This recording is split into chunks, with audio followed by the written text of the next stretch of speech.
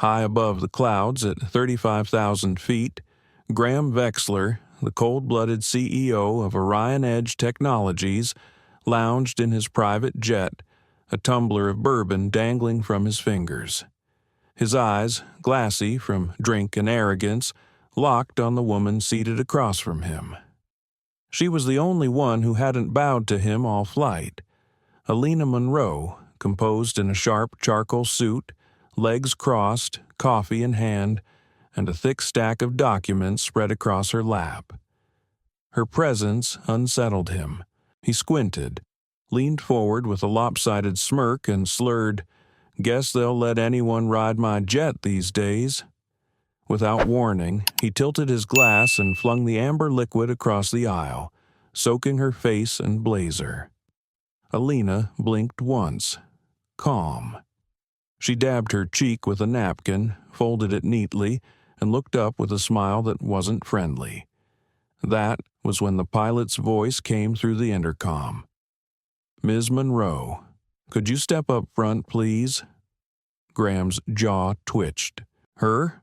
Why her? But before anyone could move, the narrator's voice cut in. "If you believe in standing up to the arrogant and entitled, hit like, subscribe, and stay with us. This one's about to fly off the rails." Inside the sleek cabin, polished mahogany gleamed beneath golden lights. Cream leather seats held a mix of Orion Edge execs, a total of 15 passengers, all draped in tailored suits, sipping champagne or skimming reports. Everyone looked comfortably numb in the haze of luxury. Graham, 52, sat sprawled near the front, his button-down shirt wrinkled at the collar, a half-empty glass still hovering in his hand. His thick fingers tapped the armrest rhythmically, his jaw clenched as he stared across the cabin at Alina, who was back in her seat, cool as marble. At 38, Alina sat upright, her tailored gray suit unflinching. Her skin glowed beneath the cabin's soft light, and her fingers, steady and precise, moved her files as if nothing had happened. The bourbon still glistened on her lapel, but she didn't acknowledge it. Graham wasn't done.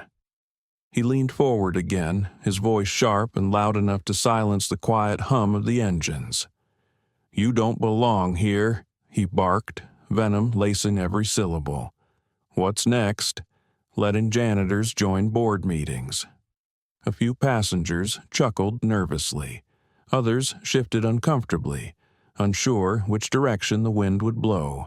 Graham slammed his glass onto the tray table with a clink that sounded like a warning shot. "This is my world, my jet, and you're dragging down the air." His words sliced through the space like broken glass. Near the back, a younger exec, Evan Riley, 31, coughed into his fist. He had sandy blonde hair and the look of someone trying to disappear into his seat. His face flushed red, his eyes darting between Graham and Alina. The rest of the cabin went still, bracing for a storm. Alina tilted her head just slightly, meeting Graham's gaze with the composure of a queen. She wiped away the last drops of bourbon from her cheek, folded the napkin again, and set it on the tray like she was finishing a meal, not surviving an attack. "Interesting," she said, her voice soft and dangerous. "Didn't realize nepotism came with a built-in inferiority complex." A ripple of laughter passed through the cabin, soft, restrained, but unmistakable. Evan's lips twitched into a grin. An older VP, Martha Claiborne, 60, coughed to hide her chuckle. Graham's face turned a shade darker, rage boiling just beneath his skin. His fists gripped the armrests until his knuckles blanched. He surged to his feet, his 6'2" frame looming over Alina like a thundercloud. "You've got some nerve talking to me like that," he spat, jabbing a thick finger toward her face. "I don't care what diversity stunt got you on this plane. You're done. Somebody get her off my jet." The crew, 3 attendants in navy blue uniforms stood awkwardly near the galley. Graham turned on them. "You," he growled, pointing to the youngest, a nervous blonde in her 20s with wide eyes. "Sophie, tell the pilot we've got a stowaway. She's out." Sophie froze. Her lips parted, but no sound came out. The other attendants, a wiry man named Joel and a stern, composed woman named Renee, exchanged glances but didn't move. No one knew what to do. Alina sat back, casually brushing lint from her knee like Graham's outburst was just turbulence. "You might want to sit down," she said coolly. "You're making a scene. I'd hate for your ego to trip and fall on its way to irrelevance." Evan's snicker slipped out before he could stop it. Martha tried to suppress a laugh again, but her shoulders shook. Graham's eyes snapped toward Evan like a hawk spotting prey. "You think this is funny, Riley?" he bellowed, storming down the aisle. "You're fired. Get your crap. Off the jet, off my company." Evan's face went pale. "Sir, I didn't. Did I ask for a rebuttal?" Graham thundered. He turned back toward Alina, chest heaving. "See that?" he said, gesturing to Evan, who was now shrinking into his seat. "That's what happens when you step out of line. I make the rules. I am the rules. And you're a bug on my windshield." He adjusted his tie, smoothed his graying hair, and looked around, expecting applause or at least obedience. Silence. Sophie finally took a tentative step toward the cockpit. I'll speak to the pilot," she mumbled, her heels clicking faintly as she shuffled away. Alina watched her go, then turned back to Graham, folding her arms. "Bravo," she said, voice laced with biting sarcasm. "A full-blown tantrum to distract from the fact that I've already outmaneuvered you." Graham's smile faltered. His eyes narrowed. What did she mean? Before he could respond, Evan spoke again, his voice shaky but clearer now. "She's right," he said. "You're not a leader. You're a bully." The words dropped into the cabin like a stone in water. Quiet ripples of agreement stirred. Nothing loud, but enough. Martha nodded, lips pressed tight. Graham spun around, his face twisted into a sneer. "You're begging to be destroyed, kid." Graham Vexler stormed back down the aisle, his shoes striking the floor like thunder. His gaze, blazing with fury, locked onto Evan Riley, who sat frozen with wide eyes and a paling face. "You want to play the hero, Riley?" Graham snarled, towering over him. "Then I'll bury you right next to her." Evan's earlier defiance crumbled. He shrank into his seat, his hands trembling in his lap. Around them, the tension in the cabin snapped tighter. Some passengers leaned in, whispering behind hands, while others stared firmly out the windows, pretending not to see the latest humiliation unfolding. Graham's voice dropped to a chilling murmur as he turned toward Alina Monroe. "You think they're on your side?" he sneered. "Watch this." Without missing a beat, he pivoted toward the front of the jet, shouting to the cockpit, "Pilot, find me the closest third-rate airstrip. We're dropping her off, where she belongs." Each word dripped venom. Each syllable meant to slice at her dignity. He didn't just want her gone. He wanted her reduced, erased, humiliated before every soul on board. The jet banked suddenly, tilting as the pilot's voice crackled over the speakers. "Roger that, Mr. Vexler. Adjusting course. ETA to alternate landing, 40 minutes. Graham grinned with smug triumph, his arms folding behind his head as he sank into his seat. "See that?" he called out, loud enough for everyone to hear. "My jet, my rules. You're gone, sweetheart." Renee, the senior flight attendant, appeared beside him, her expression stiff. She held a tray with another whiskey. Graham snatched it and took a long swig, letting the burn warm the hollow in his chest. His eyes never left Alina. Most of the passengers sat still, quiet, some nodding hesitantly in his direction, others fixating on their reports. Martha Claiborne pursed her lips, her pen frozen above her notebook.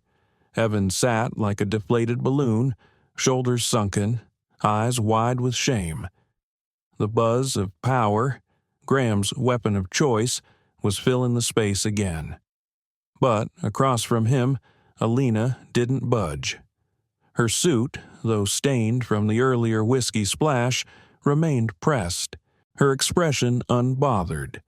She picked up her now-empty coffee cup, took a slow sip of nothing, then set it back down with quiet precision.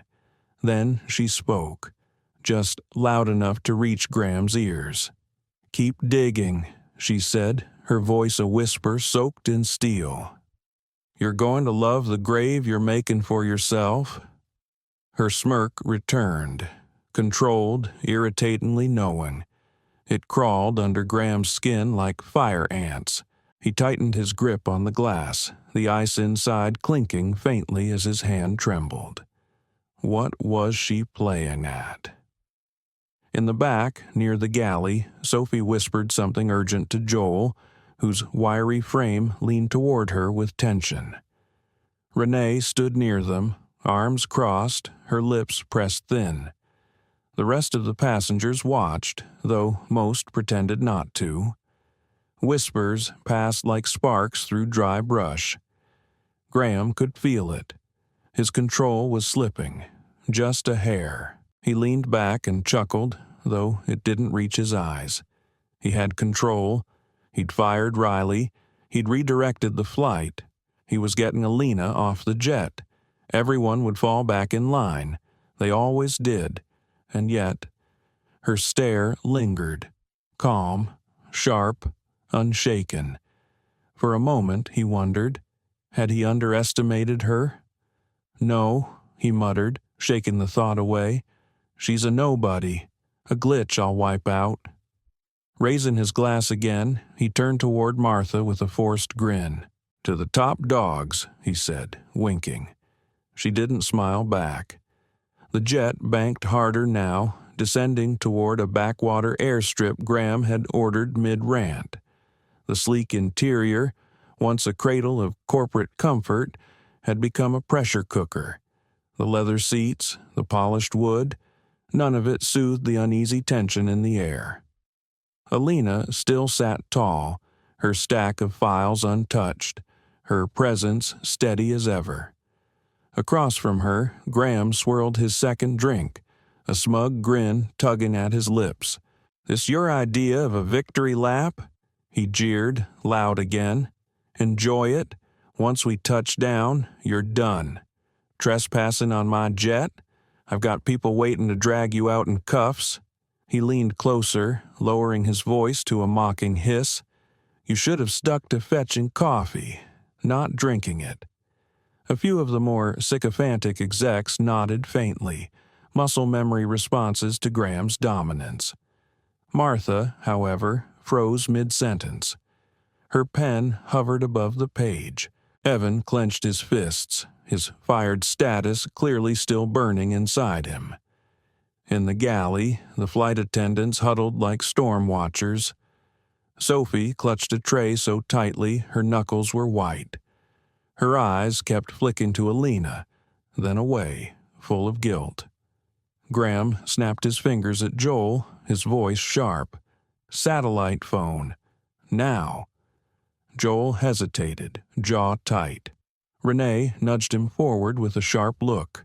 He obeyed, retrieving a bulky black phone from the galley cabinet. Graham snatched it with a smirk, punching numbers with theatrical flair. "Yeah, Carl?" he said, loud and deliberate. "It's me. Got a situation. Intruder on the jet. Black woman. Thinks she's important. I want a team waiting. Cuff her the moment we land."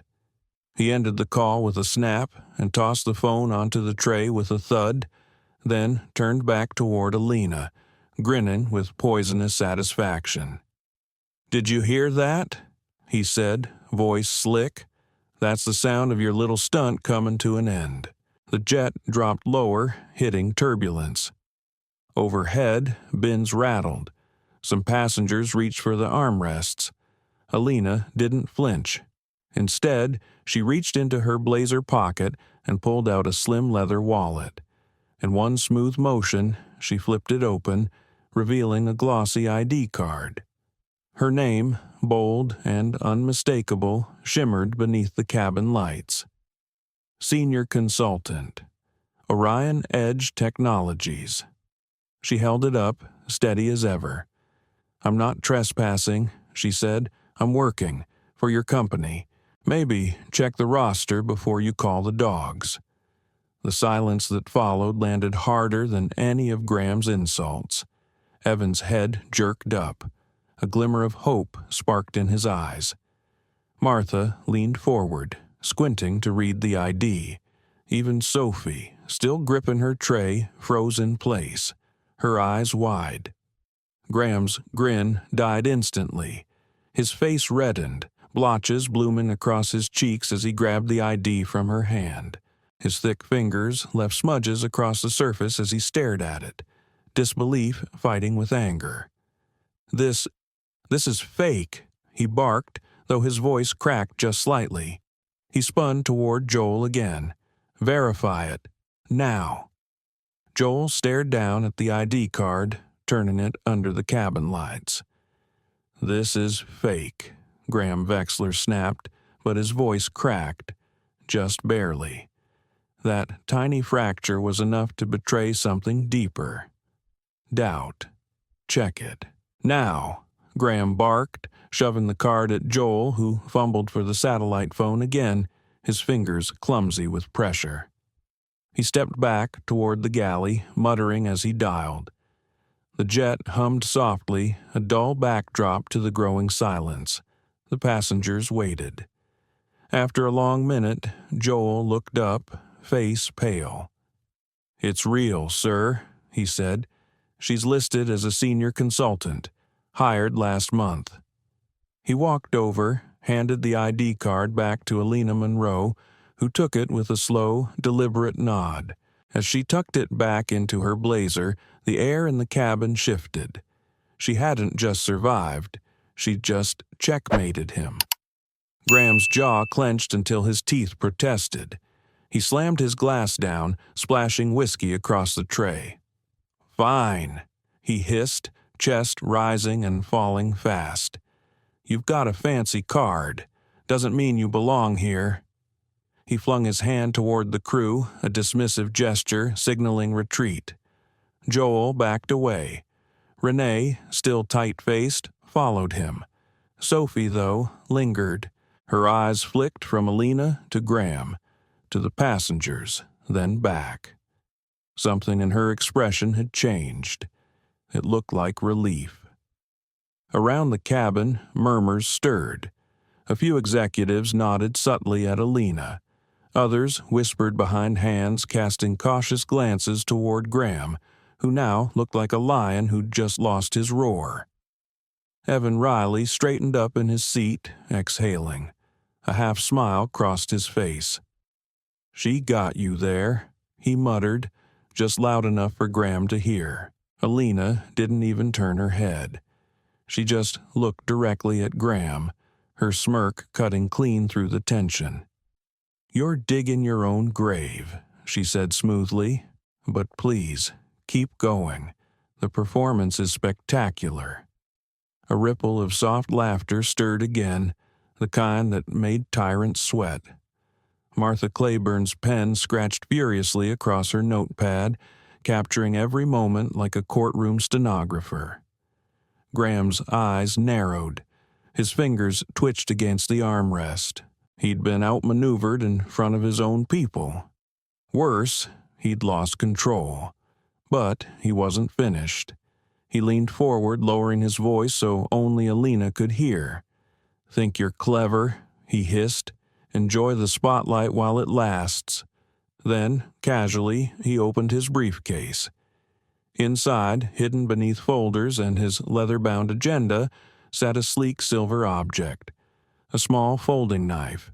Clean, metallic, innocent-looking unless you knew what to look for. In one fluid motion, Graham slipped it from its case and reached across the aisle when no one was watching. He stuffed the blade into the side pocket of Alina's carry bag, nestled among her papers. His lips curled into a slow, sinister grin as he leaned back and lifted his whiskey again. "Let's see how genius you are when they find that," he muttered under his breath. Outside, the jet hit another patch of turbulence, shaking lightly. Overhead, lights flickered once before stabilizing. Inside, the tension eased, for most. Passengers relaxed a bit, returning to casual murmurs. Evan leaned toward Martha and whispered, "She's stronger than him." Martha nodded, lips pursed, her gaze fixed on Alina like she was rewriting the corporate script in real time. The crew resumed light duties. Sophie walked down the aisle with a tray, pouring water for an anxious-looking analyst near the front. Joel cleaned counters, keeping his distance from Graham. Alina reopened one of her files, her pen scratching smoothly across the page. Calm, focused, completely unaware of the trap that had just been set in her own bag. The atmosphere had shifted in her favor. People were warming to her, even smiling. Some saw in her something rare, grace under siege. But Graham sat quietly, tapping his fingers on the armrest in a slow, controlled rhythm. His mind buzzed. He'd lost the crowd, for now, but he'd just reset the board. That knife? It would change everything. She might have deflected the trespassing claim, but possession of a weapon on a private corporate flight? That was an entirely different story. He could already see it. The shock in her eyes when the crew discovered it. The panic. The confusion. Her polished mask crumbling. He took another sip of whiskey, savoring the slow burn. She'd won the last round. But the next? She wouldn't walk away from it. The jet dipped lower, beginning its approach. Outside the window, the lights of the remote desert airstrip began to blink into view. Faint beacons in the middle of nowhere. Inside, the cabin lights glowed warmly, too serene for the storm Graham was about to trigger. Sophie moved down the aisle again, tray wobbling slightly in her hands. She passed Alina's row, her eyes lingering for just a second too long on the bag at Alina's feet. Her brow creased, subtle but clear. Graham saw it. He leaned forward, his voice slicing through the low murmur of conversation. "Hey, Blondie," he called out, loud enough to command attention. Sophie froze mid-step. "Why don't you check her bag?" he said, nodding toward Alina. "I don't like the idea of her sitting here with us decent people." The words rang out like a shot. Not just accusatory, coded, loaded, a warning bell cloaked in corporate charm. Eyes turned, tension reignited. Even those who'd begun to relax suddenly straightened. Sophie hesitated. "Sir?" "You heard me," Graham snapped, waving a hand. "She's got something in there. I can feel it." The passengers stiffened. Martha stopped writing. Evan looked between the two of them, confusion darkening his face. Alina's head tilted slightly. Her expression sharpened. She still didn't move. She just watched Graham. Sophie turned back toward the galley. Joel and Renee met her with uncertain looks. Joel shrugged, hands up. Renee, ever unreadable, gave her a short nod. Sophie took a breath, set her tray down on an empty seat, and approached. Her fingers trembled as she knelt beside Alina's bag. Alina didn't stop her. She didn't reach for the bag, didn't flinch, just let the moment unfold, her brown eyes fixed on Graham like a hawk. The cabin fell into a hush. 15 passengers, 15 pairs of eyes locked on Sophie's hands. She unzipped the side pocket. She reached in. She froze, then gasped. From the bag, her hand emerged holding a gleaming object, small, folded, harmless at a glance, until you knew better, a pocket knife. The moment Sophie pulled the knife from Alina Monroe's bag, the energy in the cabin snapped like a live wire. Its folded blade glinted coldly beneath the ambient lights, compact but unmistakably dangerous.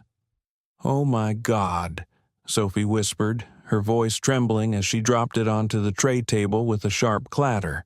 Graham Wexler stood immediately, his towering 6'2" frame casting a long shadow over Alina. His voice cracked through the jet like thunder. "What the hell is that?" he roared, pointing. "A weapon on my jet? She's a damn terrorist."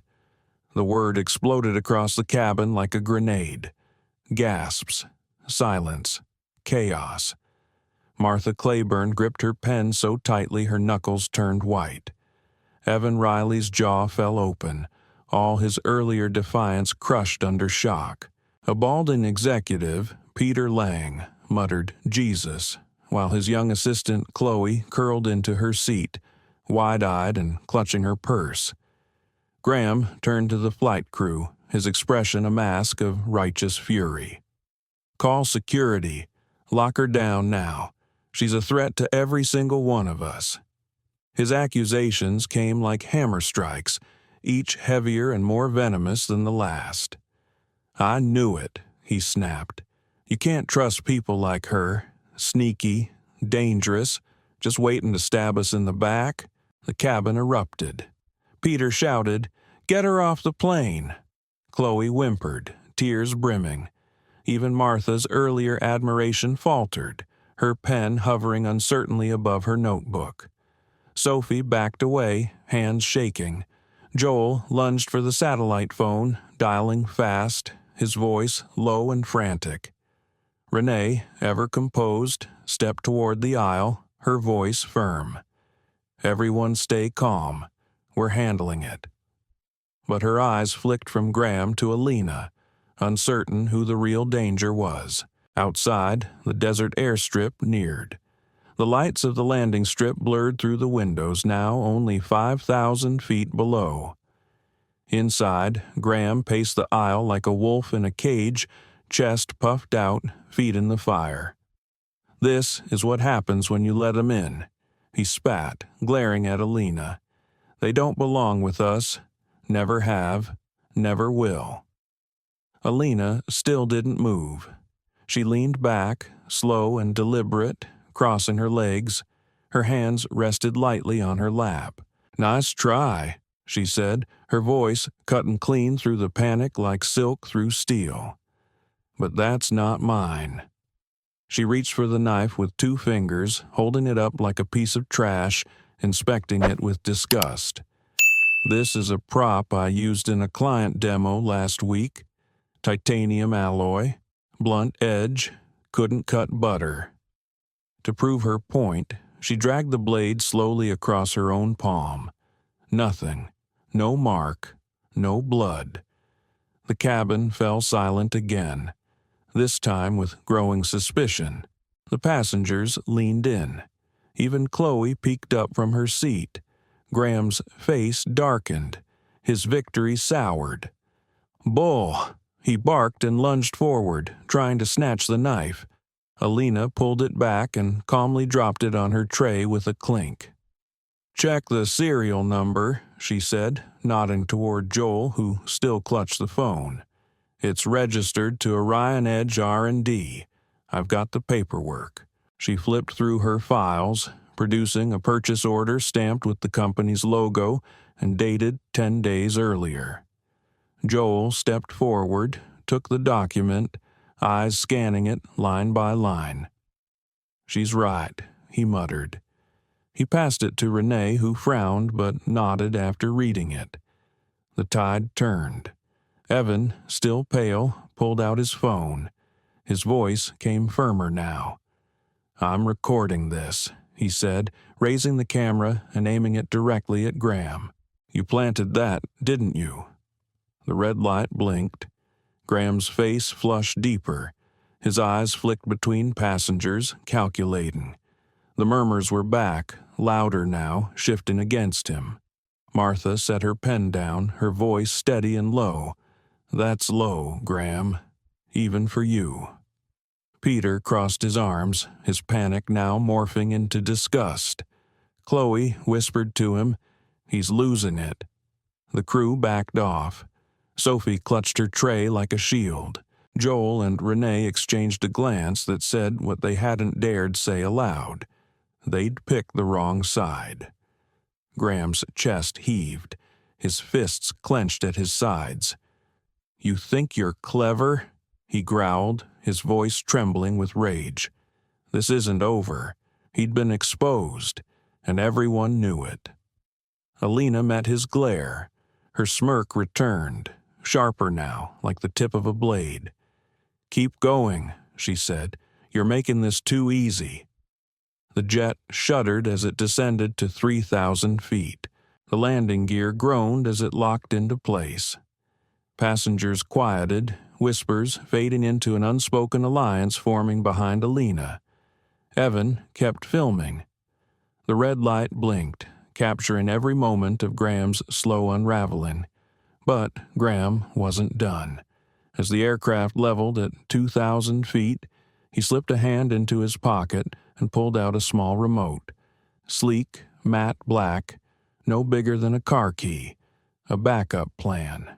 With a single flick, he activated a silent command wired into the plane's ventilation system. From the ceiling, vents came a faint hiss, barely noticeable over the jet's engines. The oxygen was dropping, a sabotage no one saw coming. He leaned back, his grin creeping back. "Let's see how you handle this," he muttered. The jet pushed through clouds, now 1,000 feet above the airstrip. The lights below stretched like a runway-shaped promise. Alina flipped open a fresh file. Her pen moved with measured ease, her focus unbroken. Evan leaned toward Martha. "She's unstoppable," he whispered. Martha nodded, the last of her doubt gone. The crew resumed final checks. Sophie stacked cups. Joel moved through the aisle, tightening belts, but Graham just tapped the remote in his pocket. Tap, tap, tap. The oxygen levels continued to dip. Subtle, deadly. He would pin it on her. Let them think she'd hacked the system, tampered with the jet, tried to crash it. A terrorist reborn. This time, there'd be no coming back. The hum of the cabin vibrated as the private jet's landing gear groaned into position beneath them. 15 passengers exhaled, their nerves shaky but settling. Graham Vexler slumped in his seat, gripping his third whiskey of the hour. His face had darkened into a storm cloud of humiliation. Across from him, Alina Monroe remained a picture of composure. Her gray suit unwrinkled, her pen scribbling notes in the margin of a folder as if nothing had happened. The blunt-edged knife now lay on her tray table, no longer a threat, just a symbol of her flawless takedown. But Graham's fingers twitched inside his pocket, brushing the cool metal of the remote. The sabotage had already begun. A few minutes earlier, he'd quietly triggered a silent override to the oxygen control system. A failsafe he'd had custom installed for emergencies. The trap was closing. The first sign was faint. A soft hiss from the overhead vents, barely audible above the engine's low thrum. Sophie, halfway down the aisle with a tray of empty glasses, paused mid-step. She frowned at the ceiling, tilting the tray as a glass wobbled. Near the galley, Joel cocked his head, brows drawn together. Renee, adjusting a passenger's belt, didn't notice. Then Graham leaned forward, his voice slicing through the calm. "Do you smell that?" he barked, loud enough for all to hear. "Something's off. Check it now." His tone was perfectly measured, concern laced with glee. All eyes turned toward Alina. Martha Claiborne looked up from her notebook. Evan Riley gripped his phone tighter, still recording. Peter Lang, the balding exec, sniffed the air, his face creasing, and then it happened. Oxygen masks dropped with a mechanical thump, yellow cups bouncing wildly as the overhead panels opened. Red lights flashed. The alarm screamed to life. Panic tore through the cabin. Chloe, Peter's young assistant, shrieked, clawing at her mask. Peter fumbled, his hands trembling. Martha, calm and collected, slipped her mask on in one motion, eyes sharp behind the plastic. Evan's phone clattered to the floor as he grabbed a mask, his breath coming in gasps. Sophie dropped her tray. Glasses shattered as she scrambled to help Chloe. Joel bolted for the cockpit, shouting, "System failure!" Renee's commands cut through the chaos as she wrestled with a jammed mask for one of the passengers. And then Graham rose. His frame loomed in the aisle, the mask dangling untouched around his neck. "It's her!" he thundered, stabbing a finger toward Alina. "She's sabotaging my jet. I told you, she's a threat." The accusation detonated. Peter tore his mask off, face red with rage. "She's killing us," he bellowed, lunging toward Alina's seat. Chloe whimpered, "Please do something." Even Martha hesitated, her pen slipping from her grasp. The crew froze, caught between Graham's hysteria and their duty. The jet dropped sharply, another 1,000 feet. The altitude gauge ticked faster, 19,000, 18,000. The air thinned, heads spun, lungs begged. Alina didn't panic. In one fluid movement, she slipped her mask on, her brown eyes scanning the chaos like a general surveying a battlefield. "He's lying," she said, her voice steady even through the mask. And then she moved. She brushed past Peter's flailing arms and strode down the aisle, feet sure even as the floor tilted beneath her. Graham's eyes widened. He hadn't expected this. "Stop her!" he roared, shoving Sophie aside as he gave chase. But Alina was already at the galley, kneeling at a hidden hatch beside the sink. She yanked it open. Inside, a nest of tangled wires and a blinking red override light. Proof. Her fingers moved fast, muscle memory from a decade in the system's engineering. She traced the sabotage's signature line. Found the override. "Amateur," she muttered. She flipped the switch. Click. The hiss stopped. The red lights dimmed to green, and oxygen flooded the cabin. Passengers ripped off their masks, gasping. Relief fogged the plastic cups still dangling. Chloe slumped in her seat, sobbing. Peter collapsed backward, clutching his chest. Martha adjusted her glasses. Her eyes locked on Alina with something new. Respect. Evan retrieved his phone, his camera refocused. Red light blinking again, it caught Alina as she calmly stood, brushing dust off her sleeves like nothing had happened. Graham's plan was unraveling.